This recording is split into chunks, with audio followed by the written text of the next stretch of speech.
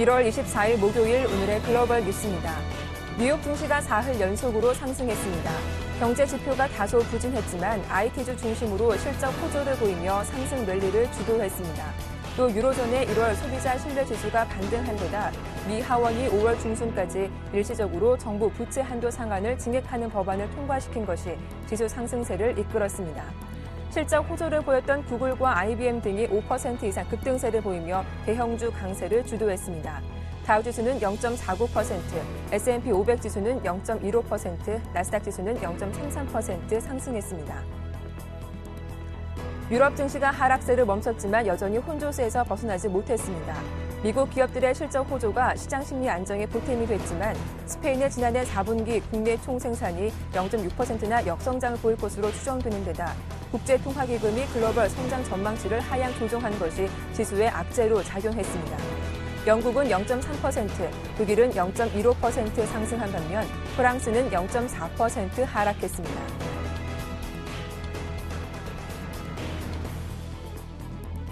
공화당이 다수당을 차지하고 있는 미 하원이 오는 5월 19일까지 부채 한도 상한을 일시적으로 증액하는 법안에 대해 표결로 통과시켰습니다. 이 법안이 통과되면서 5월 중순까지는 일단 정부가 필요한 지출 수요에 따라 국채 발행으로 자금을 충당할 수 있도록 하되 정부 부채 규모는 늘어나지 않도록 유예하게 됩니다. 상원과 백악관도 이를 승인할 것으로 보여 미국의 디폴트 우려는 한숨 돌릴 것으로 보입니다. 국제통화기금이 올해 세계 경제 성장률을 3.5%로 낮춰 잡았습니다.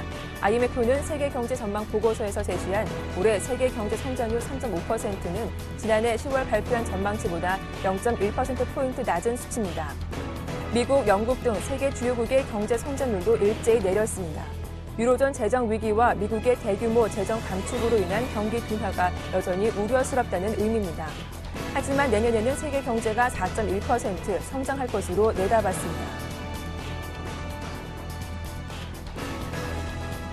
경제 위기를 겪고 있는 스페인의 경제 사정이 더욱 나빠진 것이 지표로 확인됐습니다. 스페인 중앙은행은 지난해 4분기 스페인 경제가 전분기에 비해 0.6% 위축됐다고 발표했습니다. 마리아노 라호이 스페인 총리가 스페인의 재정 적자 삭감을 위한 추가적인 긴축 정책을 도입한 이후 경제에 미친 영향이 큰 것으로 분석됩니다. 지난해 4분기에도 스페인 경제가 마이너스 성장을 기록함에 따라 스페인 경제는 6분기 연속으로 경제가 위축됐습니다.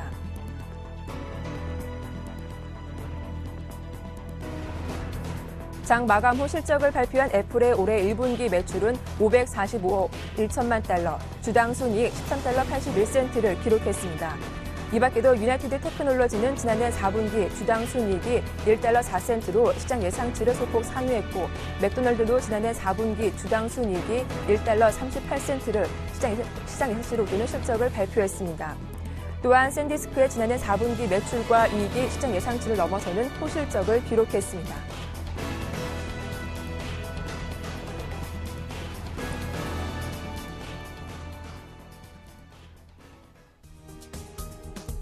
안녕하세요. 굿모닝 대박 예감 박미라입니다. 어닝 시즌에 들어선 뉴욕 증시가 기업들의 호실적으로 활짝 웃는 모습이었습니다. 뉴욕 3대 지수가 사흘째 상승 흐름을 지속했는데요.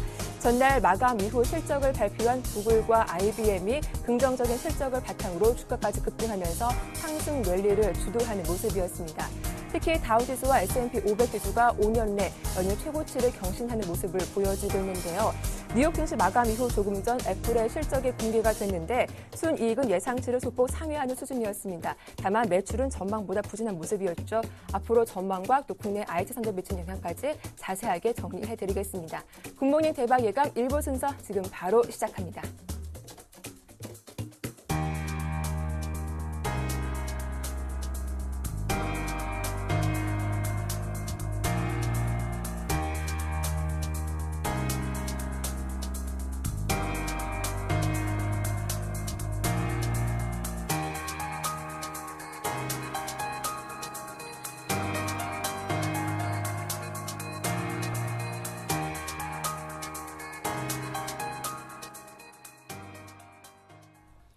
네, 글로벌 증시 마감 상황은 샘플러스 한영섭 전문위원과 함께 살펴보겠습니다. 안녕하세요. 네, 안녕하십니까. 제갈공명입니다. 네, 간밤 뉴욕 증시 3대 지수가 1% 미만으로 올라왔습니다. 특히 IT 기업들의 실적 발표가 주목되면서 기술주 중심으로 강세를 보였던 하루이기도 했는데요. 자세한 마감 상황 전해주시죠. 네, 조금 전에 마감한 미국 증시는 3대 지수 모두 상승 마감하였습니다. 다우지수가 13,779까지 67포인트 상승하고 나스닥 종합지수는 3,153까지 10포인트, S&P 500은 1,494까지 2포인트 상승하였습니다. 3대 지수 모두 상승 출발 후 다우와 나스닥 지수는 상승세가 지속되며 추가 상승 시도가 이어졌으나 S&P 500 지수는 당 초반 하락 반전하는 등 상대적으로 부진한 흐름을 보인 끝에 소폭 상승 마감하였습니다. 기업들의 호실적으로 다우, 나스닥을 중심으로 상승세가 이어지며 다우 종합지수는 2007년 11월 이래, S&P 500 지수는 2007년 12월 이래 6년 만에 최고치 갱신이 지속되었습니다. IMF에서 올해 세계 성장률을 3.5%로 기존치보다 0.1% 낮췄으나 개장 전부터 구글, IBM 등 실적 발표 기업 101개 중 76%가 시장 이상치를 웃도는 실적이 발표되고 이 하원에서 부채 한도 적용률을 5월 19일까지 유예하는 법안을 통과하였으며 지난해 11월 주택가격지수가 전달에 비해 0.6% 상승해 시장에 긍정적으로 작용하였습니다. 반도체, 전자, 상거래, 인터넷 업종을 중심으로 55개 업종이 상승해 지수 상승 대비 상승 업종 비율이 40%로 하락 업종이 많았습니다. 또한 종목별로는 다우 30 종목 중 12개, 나스닥 100 종목 중 42개, S&P 500 종목 중 185개 종목이 상승해 상승 종목 비율이 40%로 상승 업종 부진과 함께 지수 상승 대비 종목 상승률도 부진한 모습을 보였습니다.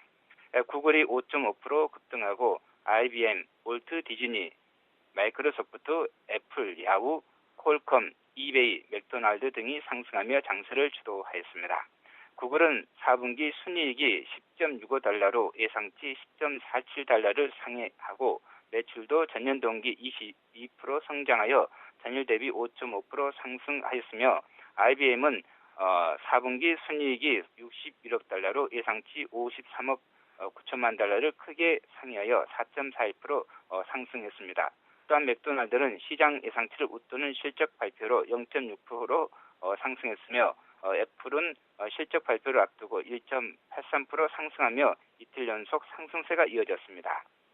미국 증시 투자 전략은 미국 증시가 연일 상승으로 최고치를 돌파하고 최고치 돌파가 이어지고 있으나 기술적 지표상 과열 현상이 나타나고 있어 단기 조정 가능성도 염두에 둘 필요가 있겠습니다. 큰 폭의 조정은 없어서 중기 상승 관점은 유지하되 단기적으로 소폭 조정을 염두에 둔 투자 전략도 좋을 것 같습니다. 네. IT 기업들의 실적 호조로 랠리가 이어지고 있지만 단기 조정도 염두해 둬야 하겠다라는 말씀까지 잘 들어봤습니다. 이어서 야간 선물 지수 어떻게 마감됐습니까? 네, 새벽에 마감한 야간 선물 시장은 상승 마감하였습니다. 262.40에 마감하며 주간 시장 대비 0.6포인트 상승했습니다. 저점 261.30, 고점 262.45로 1.15포인트 범위 내에서 움직였습니다. 거래량은 14,945계약으로 2일 연속 증가했지만 부진을 면치 못했습니다. 주간시장의 약세가 이어지며 시초가 하락 출발 후 부하권을 중심으로 미국 증시 개장 직후까지도 박스권 등락이 지속되었습니다. 강부하권에서 움직이던 미국 증시가 상승폭을 확대하자 새벽 1시 이후 상승 반전에 상승폭을 확대하며 고가 부근에 마감하였습니다. 미국 증시의 상승에도 상승폭은 크지 않은 조심스러운 모습을 보였습니다. 개인이 276계약, 기관이 56계약 매도하고 외국인이 304계약 매수하여 개인과 기관의 매도대 외국인의 매수가 대결하였습니다. 연일 야간 시장에서 외국인 대 국내 투자가인 개인 기관의 포지션 대립의 충돌이 지속되고 있습니다. 야간 옵션 시장은 선물 상승으로 콜은 10에서 20% 상승하고 풋은 10에서 20% 하락하였습니다. 콜은 저점 대비 상승하여 최고가 부근에 마감하고 풋은 시초가 부근을 고점으로 당일 저가 부근에 마쳤습니다. 네. 이어서 오늘장 전망 들어보겠습니다. 어제 코스피 지수는 전강 후 약의 모습으로 거래를 마치기도 했는데 오늘 하루 전망과 함께 선물 옵션 시장 대응 전략까지 함께 살펴봐 주시죠. 네, 먼저 전일 국내 시장 흐름을 보면은 전일 네. 시장은 미국 증시의 상승으로 시초가 갭상승 출발해 2,000포인트를 돌파하며 2,008포인트까지 상승하였습니다. 하지만 외국인의 선물 매도와 기관들의 현물 매도 그리고 프로그램 매도 물량이 출회되자 시장은 정강후약으로 급락하였습니다. 현대자동차, 현대모비스, 삼성전기 등 원화 상승, 변화 하락 수혜주를 제외하면 대부분의 종목이 정강후약으로 하락하였습니다. 외국인의 선물 매도에 의한 변동성 장세가 시장에 충격을 준 하루였습니다. 시장 흐름을 분석해 보면은 종합지수가 2,000포인트 돌파를 시도하였으나 또다시 외국인들의 선물 매도로 변동성 장세가 전개되며 회복되었던 1,990포인트마저 하루 만에 재차 붕괴시켰습니다. 종합지수 2,000, 선물지수 265포인트를 중심으로 추가적인 향보 조정이 좀 더 이어지며 1,950에서 2,020포인트, 선물지수로 260에서 269포인트 매물 수화 과정이 좀 더 진행될 수 있겠습니다. 종합지수 2,010포인트, 선물지수 266포인트 돌파 전까지는 당분간 현물 중심으로 매수는 지속가 돼 선물은 박스권에서 치고받기식 짧은 단기 매매 위주로 대응하시는 전략이 필요할 것 같습니다. 네. 오늘 시장은 시초가 상승 출발 후 재차 종합지수 1990, 선물지수 263포인트를 돌파하며 종합지수 2000포인트, 선물지수 264포인트 안착을 위한 시도가 지속될 것입니다. 경우에 따라서 외국인의 매수에만 받쳐준다면 전일 실패했던 종합지수 2000포인트 회복 시도가 재차 전개될 수 있겠습니다. 선물지수는 264포인트가 문제가 되겠으나 265포인트 회복 시도가 나타날 수도 있겠습니다. 선물 263포인트와 264포인트 회복 여부가 중요한 하루가 되겠습니다. 대응 전략으로 매도 자제한 채 장중 조정 시 매수 반등 시 고점에서 청산하는 전략을 제시하겠습니다. 선물지수 262에서 262.5포인트에 매수하고 반등 시 선물지수 263.5에서 264포인트 사이에서 청산하면서 264포인트 돌파 여부를 확인하시기 바라겠습니다. 금일 저점은 종합지수 1978, 선물지수 261.5포인트, 고점은 종합지수 1995, 선물 264.5포인트, 하락시 지지선은 선물지수 261포인트, 상승시 저항선 선물지수 265포인트를 제시하며 금일 지수 최대 변동폭은 선물로 한선 260에서 상한선 266포인트를 제시하겠습니다. 금일 옵션 매매 전략은 콜 매수 또는 풋 매도 또는 양 매도한 후 장중 차익 실현 전략을 제시하겠습니다. 콜 매수는 종합지수 2,000포인트 돌파하며 변동성이 클 경우 유리하고 풋옵션 매도는 지수 변동성이 작더라도 크게 하락하지만 않으면 방어적이고 안정적인 수익이 가능하며 양매도는 지수 상승폭이 크지 않고 종합지수가 2,000포인트 전후에서 박스권 정체가 지속될 경우에 유리하다 할 수 있겠습니다. 네, 오늘 장에서는 외국인의 매수세가 유입된지 점검을 해보고 대응해보자라는 말씀까지 잘 들어봤습니다. 도움 말씀 고맙습니다. 네, 감사합니다. 지금까지 샘플러스 한영섭 전문위원과 함께했습니다.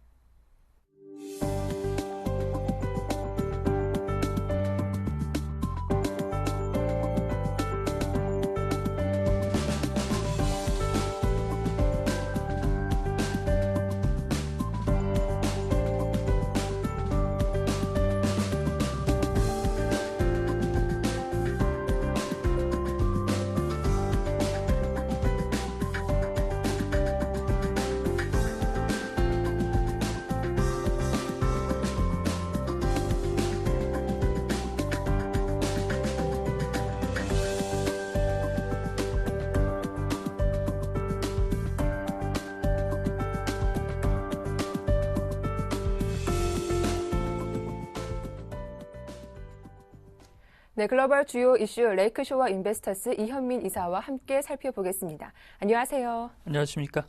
네, 공화당이 다수를 차지하고 있는 하원이 오는 5월 중순까지 정부의 부채 한도 상한선을 일시 증액하는 법안을 통과시켰습니다. 자, 미국의 디폴트 우려 한숨 돌린 것으로 보이는데요. 오늘 이 소식부터 한번 자세하게 점검을 받아볼까요? 그렇습니다. 이번 주에 하원에서 네. 표결 처리가 예정이 되었었는데요. 이를 하원에서 처리를 했습니다. 4월 4개월간, 4개월이 조금 못 되는 그런 기간인데요.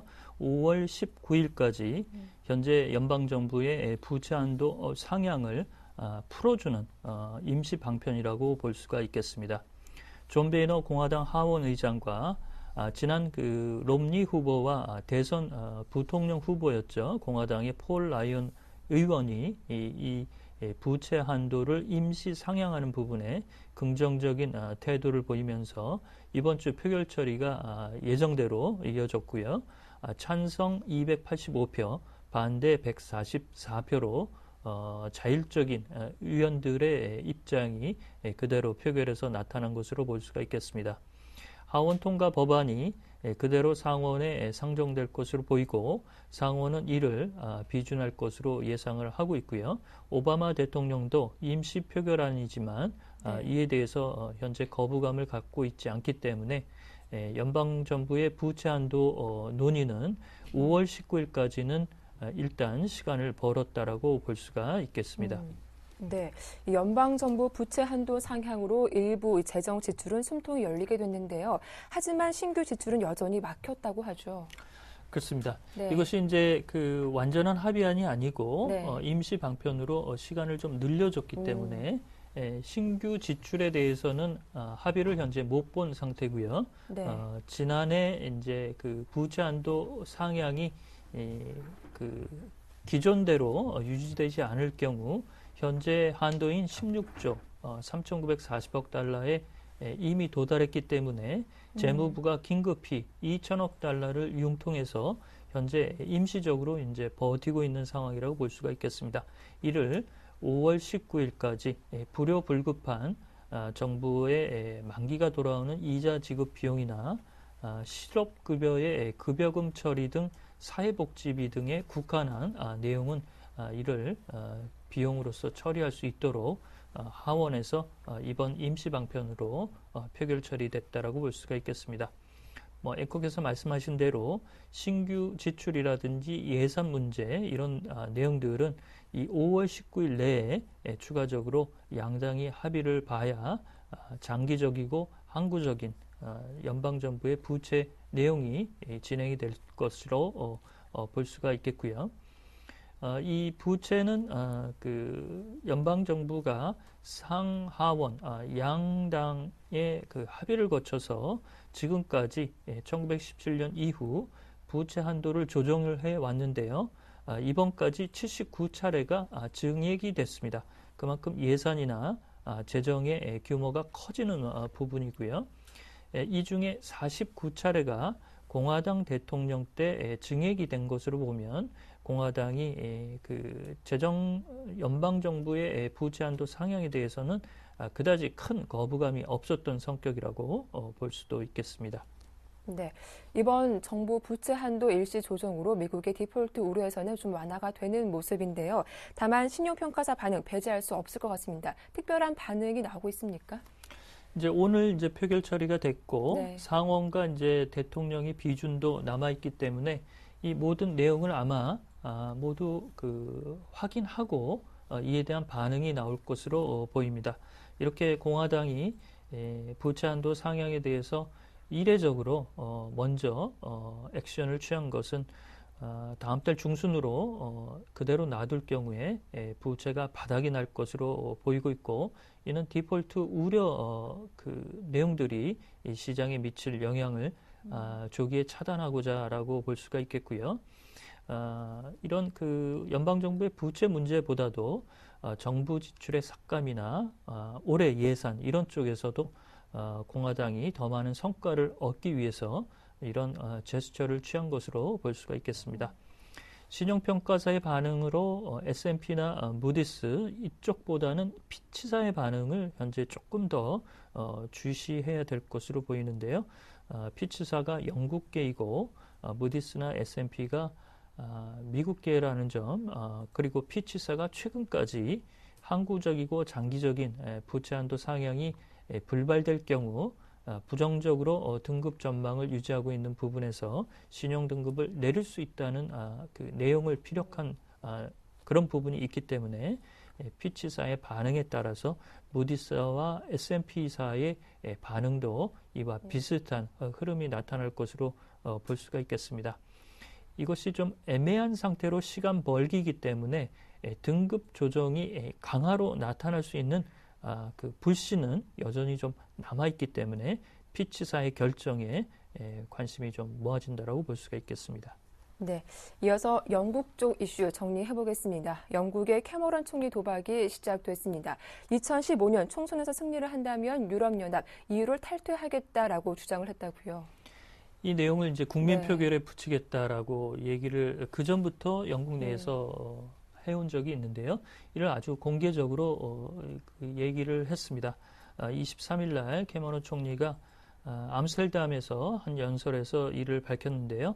2015년 보수당이 현재 총선에서 지지를 받고 승리를 할 경우 이를 EU 탈퇴와 관련된 내용을 국민투표에 붙이겠다라고 선언을 했습니다.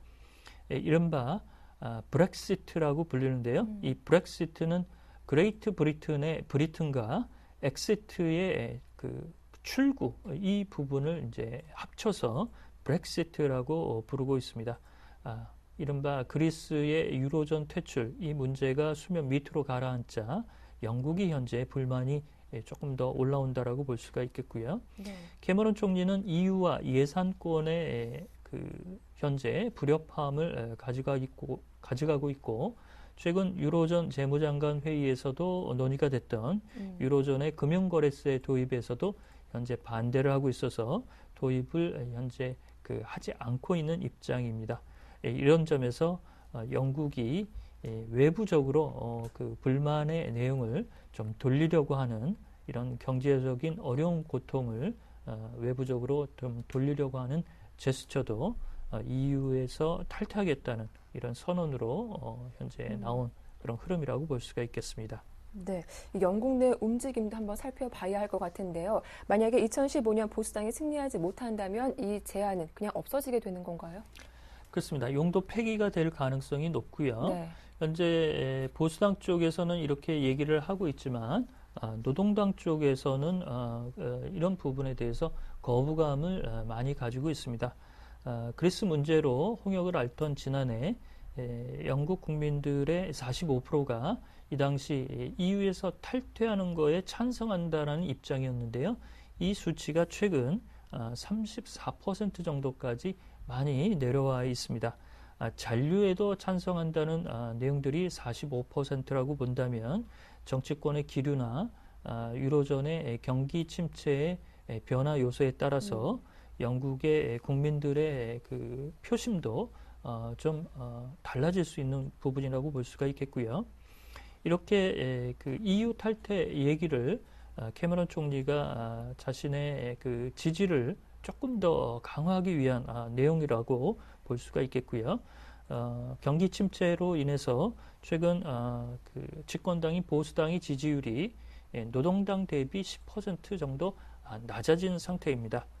특히 내일 발표되는 영국의 4분기 GDP 성장률도 0.1% 정도 하락할 것이라고 파이낸셜 타임스가 현재 보도를 하고 있고요. 긴축 비행기 기간도 현재 속도를 내지 못해서 이를 연장하고 있고 경기와 관련된 부분도 경제 지표가 좋지 않게 나오는 등 이래저래 캐머런 총리가 이런 어려움을 밖으로 탈출하고자 하는 카드로서 이런 내용을 현재 들고 나왔다라고 볼 수가 있겠습니다. 네, 이번 돌출 발언에 대한 비판도 거세지고 있는데 당장 오는 2월 EU 예산 합의에도 좀 부담이 될 것 같군요. 그렇습니다. 네. 지난해 이제 그 EU 예산안도 합의를 못했습니다. 뭐 네덜란드나 영국들이 추가 증액에 반발을 했고요. 다음 달에 이제 곧 EU 예산안 회의가 열릴 텐데요. 영국은 영국 경제의 현재 부담 때문에 추가적인 EU 예산에 할애할 수 있는 비용 분담을 현재 적절히 가져가기 어렵다고 토로를 하고 있습니다. 이렇게 EU 탈퇴까지 얘기를 함으로써 여러 가지 현재 비판도 많아지는 그런 흐름이라고 볼 수가 있겠고요. 특히 독일의 메르켈 총리는 영국이 원하는 바를 테이블에서 토론할 준비가 돼 있다라고 비교적 온건한 태도로 얘기를 했습니다. 다른 EU 국가들의 입장도 고려해서 영국이 이를 취해 줄 것을 현재 요구한다라고 볼 수가 있겠는데요. 다른 현재 독일의 균도스 재무장관이라든지 이런 내용들은 매우 비판적인 시각을 보이고 있습니다. 미국은 영국이 EU 내에 잔류해서 영향력을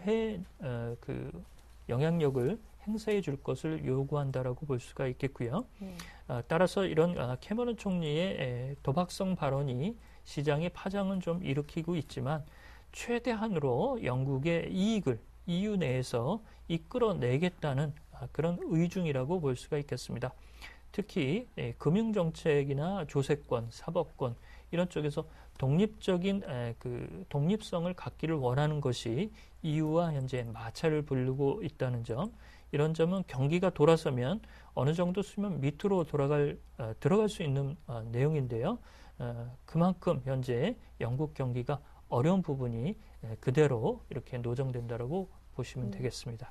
네. 오늘은 미국 하원의 부채 한도 임시 증액 소식과 또 영국 캐머런 총리의 발언까지 정리해봤습니다. 지금까지 레이크쇼어 인베스터스 이현민 이사와 함께했습니다. 도움 말씀 고맙습니다.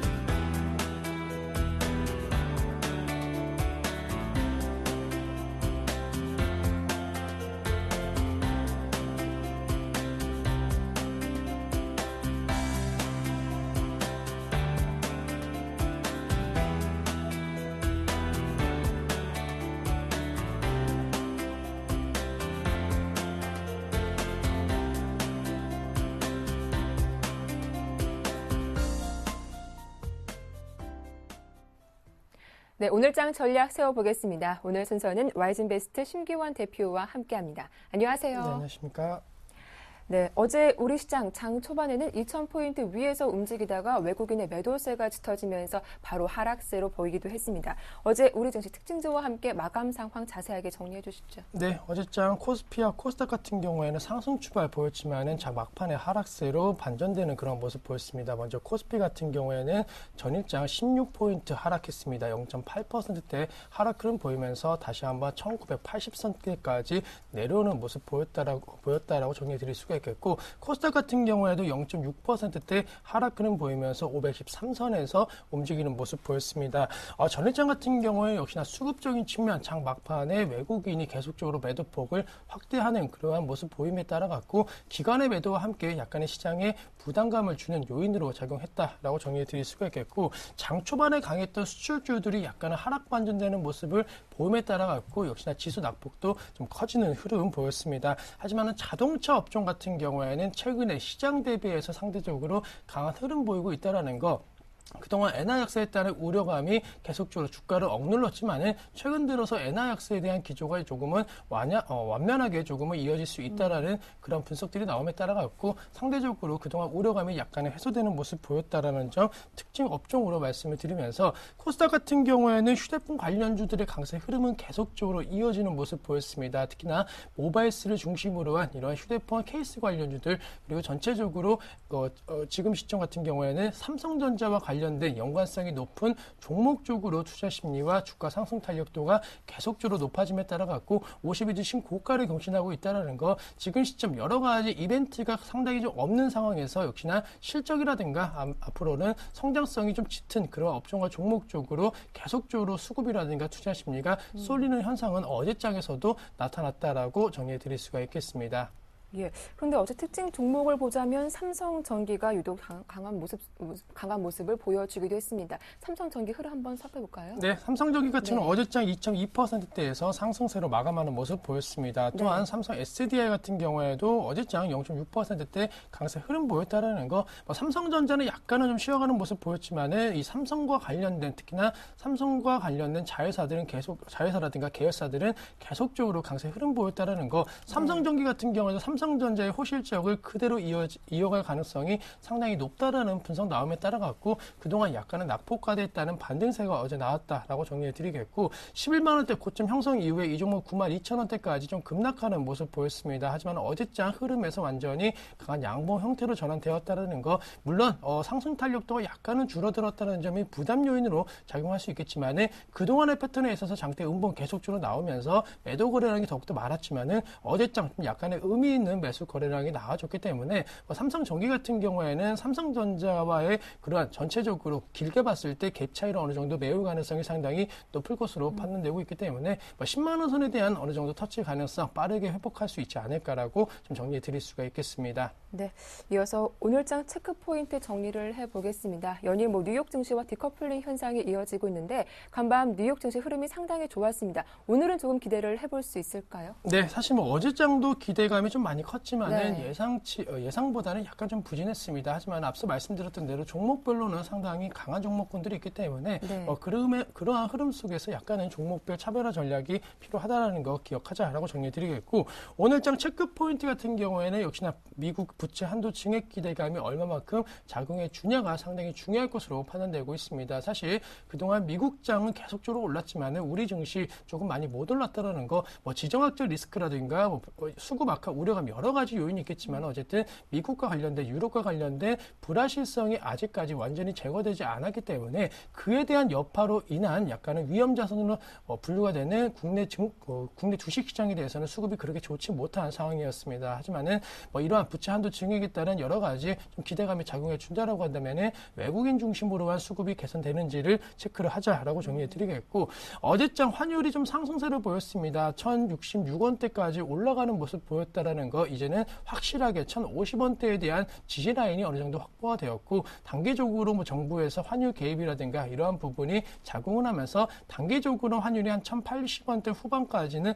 올라갈 가능성이 있을 것으로 판단되고 있기 때문에 환율의 움직임이 계속적으로 어떻게 이루어지는지를 체크하셔야 된다라고 정리해 드리겠고 수급적으로 중요한 것이 바로 연기금이지 않나라고 정리해 드릴 수가 있는 게 연기금 같은 경우에는 최근에 매수 여력이 상당히 좀 강하게 들어오는 모습 보이고 있습니다. 어제장 같은 경우에도 한 300원대의 코스피 매수세를 보였는데 1월 10일부터 연기금 매수세 계속적으로 단 하루를 제외하고는 계속적으로 들어왔다라는 거 하지만은 반대로 외국인은 1월 10일부터 매도세를 보였기 때문에 외국인들에 대한 매도세가 계속적으로 이어진다라고 만약에 가정한다라고 한다면 연기금이 얼마만큼 그러한 물량을 받아주냐 혹은 외국인들이 매수세를 보였을 때 연기금도 같이 사주는 그러한 흐름을 보인다라고 한다면 시장의 강세 흐름은 예상보다도 빠르게 나타날 수 있을 것으로 판단되고 있고 업종매 흐름에 있어서는 역시나 지금 시점 주도 업종이 그렇게 큰 상황은 아닙니다. 통신이라든가 전기가스 업종 상대적으로 강세 흐름 보이고 있지만은 시장을 이끌기엔 역시나 역부족이다라는 거 전차 군단이 다시 한번 조금 살아나줘야지만이 시장의 반등세가 강하게 나타날 것으로 판단되고 있기 때문에 오늘 장 체크 포인트에 있어서는 역시나 전차 군단 다시 한번 투자 심리가 얼마만큼 살아나는지를 체크하시는 전략이 전체 시장에 있어서는 큰 방향성을 어느 정도 제시해주지 않을까라고 정리 드릴 수가 있겠습니다. 네, 전차 군단의 대표주라고 할 수 있는 LG 디스플레이와 현대차가 오늘도 실적을 발표하기도 하는데요. 실적 전망은 어떻게 나오고 있습니까? 네, 저는 결론적으로 말씀드리면은 약간은 좀 그래도 실적에 대한 눈높이가 많이 낮아졌기 때문에 기대치는 좀 높아지지 않을까라고 정리해 드릴 수가 있겠고 그동안 이 두 종목 다 실적 악화 우려감이 많이 컸습니다. 따라서 그런 우려감을 좀 딛고 어느 정도 반등세를 보여준다라고 한다면은 추가적인 상승 여력이 있을 것으로 판단되고 있고 LG 디스플레이 지금 여러 가지 좀 악재가 많은 상황인데 특히나 애플과 관련된 어제장 같은 경우에도 애플 급락세 시장 외에 그러한 종가 기준으로는 약간 급락세를 보였다라는 것이 부담 요인으로 작용할 수 있겠지만 어쨌든 어쨌든 LG 디스플레이 자체적으로는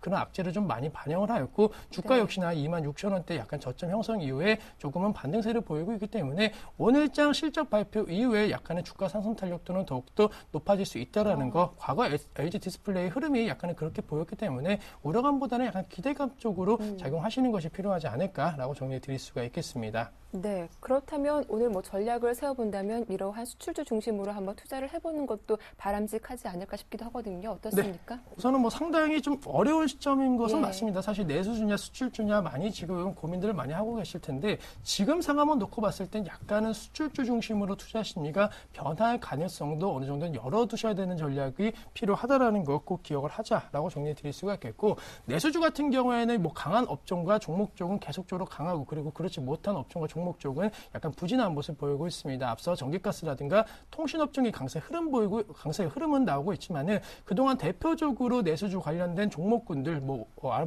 아모레 퍼시픽이라든가 이런 종목군들이 약간 좀 하락세가 나오고 있다라는 것이 내수주라고 해서 무조건적으로 지금 오르는 그런 장세는 아니기 때문에 약간은 투자 심리가 변화할 가능성도 염두하자라고 정리해 드릴 수가 있겠고 앞서 말씀드렸던 대로 환율적인 움직임이 약간 변화를 보인다라고 한다면은 수출주 중심으로는 투자 심리가 살아날 가능성이 항상 있을 것으로 판단되고 있기 때문에 약간은 낙폭 과대된 그리고 그동안 약간 횡보하면서 조정받았던 수출주 중심으로 오늘장 장 초반에 약간은 매수가 좀 되는 전략도 어느 정도 유효할 수 있을 것으로 판단되고 있고 만약에 내수주 쪽으로 만약에 접근하신다라고 한다면은 고령화 관련된 의료정 및 기계 업종에 대해서는 추가 상승 여력이 있을 것으로 판단되고 있습니다. 그 이유 같은 경우에는 정부 정책과 그에 따른 실적이 향상될 가능성이 상당히 높은 것이 이 고령화 복지 관련주 중심으로는 계속적으로 투자 심리가 살아날 가능성이 있을 것으로 판단되고 있고 또 최근에 이 코스닥 시장에 있어서 테마 형성에 있어서 가장 강하게 형성이 되고 있는 것이 LED 관련주들의 강세 흐름이 눈에 띄고 있다는 거 LED 관련된 그러한 턴 어라운드 기대감이 높아짐에 따라 갖고 이들 관련 업종군들도 한 번쯤은 눈여겨보시는 것이 필요하지 않을까라고 정리해 드릴 수가 있겠습니다. 네. 끝으로 오늘장 관심 종목 들어보겠습니다. 어떤 종목 살펴볼까요? 네, 오늘장 앞서 말씀드렸던 대로 수출주 그 중심에 역시 현대차에 대해서 이제 단기적으로는 약간은 매수도 어느 정도 유효할 수 있지 않을까라고 말씀드릴 수가 있겠습니다. 물론 네. 20만 원대 초반에 샀다라고 한다면 더 좋은 가격대이겠지만은 뭐 지금 시점 21만 원대 부분에 있기 때문에 충분히 매수는 어느 정도 유효할 수 있을 것으로 판단되고 있고 당분간은 환율이 현대차에 대해서 우호적으로 변화될 가능성 상당히 높을 것으로 판단되고 있습니다. 또한 기아차보다도 현대차가 수급적으로 더욱더 안정화되고 있다는 거 그리고 판매량이 만약에 줄어도 뭐 소나타라든가 아반떼 같이 계속적으로 잘 팔리고 확고한 입지를 굳힌 그런 브랜드가 많기 때문에 현대차 같은 경우엔 추가 반등이 나와준다라고 한다면은 기아차를 필두로 한 다른 자동차 업종보다도 더욱더 빠르게 확산될 가능성이 있을 것으로 판단되고 있기 때문에 목표가 약간 높게 잡으신다고 한다면 한 23만 원대까지는 도달이 가능할 수 있을 것으로 판단되고 있고 사실 이 종목 가장 중요한 게 손절가를 19만 원 잡았는데 그 의미는 손절가는 크게 의미 없다라는 거 20만 원대 만약에 내려온다라고 한다면 더욱더 네. 비중 확대해서 20만 원대에 대한 지지 라인은 어느 정도 확보되었다는 측면을 고려한 투자 전략이 필요하지 않을까라고 정리해 드릴 수가 있겠습니다. 네, 오늘의 관심 종목으로 현대차에 대한 대응 전략 잘 들어봤습니다. 지금까지 와이즈인베스트 심기원 대표와 함께했습니다. 도움 말씀 고맙습니다.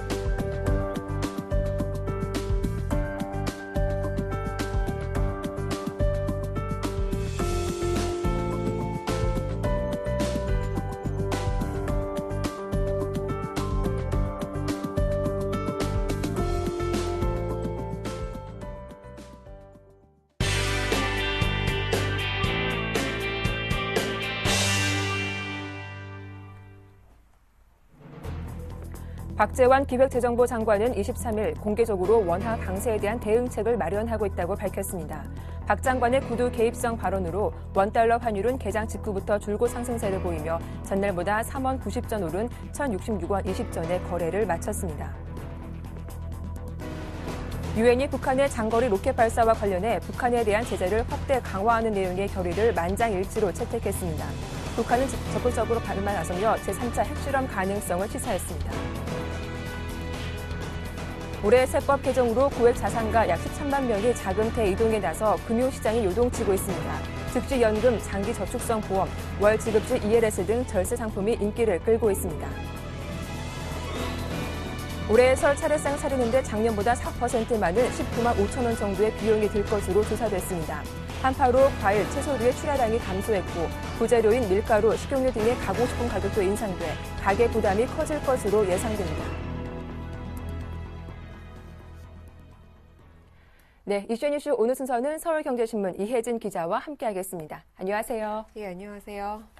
네, 원화 강세가 아찔한 속도로 이어져 왔는데 지난주부터 다소 주춤한 모습을 보이고 있습니다. 박 장관의 발언이 어제 주목을 받기도 했는데요. 어떤 내용이었습니까? 예, 박재환 기획재정부 장관이 외환시장에 대해 언제든지 즉각적인 조치를 취할 수 있다며 환율 시장에 강력한 경고를 보냈습니다. 박 장관은 어제 오전 소공동 조선호텔에서 열린 한국경영자총협회 포럼에 참석해 환율 대책을 묻는 질문에 모든 준비가 다 돼 있다고 답했습니다. 환율이 오르면 언제든지 개입할 수 있는 것으로 받아들여지고 있습니다. 네, 어떤 준비가 돼 있는 것인지 주요한 관심사로 떠오르고 있는데 그 부분에 대해서도 언급을 했습니까? 예, 그 부분에 대해서는 당연히 언급을 회피했는데요. 네. 정부는 이미 지난해 원화 강세가 시작되면서 거시 건전성 3종 세트, 즉 선물환 포지션 규제, 외국인 채권 투자 과세, 외환 건전성 부담금을 추진해 왔습니다. 이 규제를 강화하는 연장선상에서 규제책이 마련될 것으로 보이는데요. 발표 시기는 환율 시장 흐름을 봐가면서 1050선이 붕괴되는 시점이 아닐까 이렇게 시장에서는 추측하고 있습니다. 네, 박재환 장관은 일단 칼집에 칼이 있다. 이런 경고를 외환시장에 보낸 것인데요. 박 장관의 발언 효과 어제 외환시장에 어느 정도 효과가 있었습니까? 예, 그동안 한 방향으로 달려왔던 환율 시장에서는 시기상으로 조정을 받을 시기였는데요. 네. 울고 싶은데 뺨 맞은 격으로 조정 양상을 나타냈습니다. 박 장관의 구두 개입성 발언으로 어제 원달러 환율은 개장 직후부터 줄곧 상승세를 보이며 전날보다 3원 90전 오른 1066원 20전으로 거래를 마감했습니다. 특히 일본 중앙은행이 내놓은 추가 양적 완화가 시장의 기대에 못 미친다는 평가가 확산되면서 엔화 가치를 더 끌어내리기에는 역부족이라는 반응이 나오고 엔화 강세도 주춤했습니다.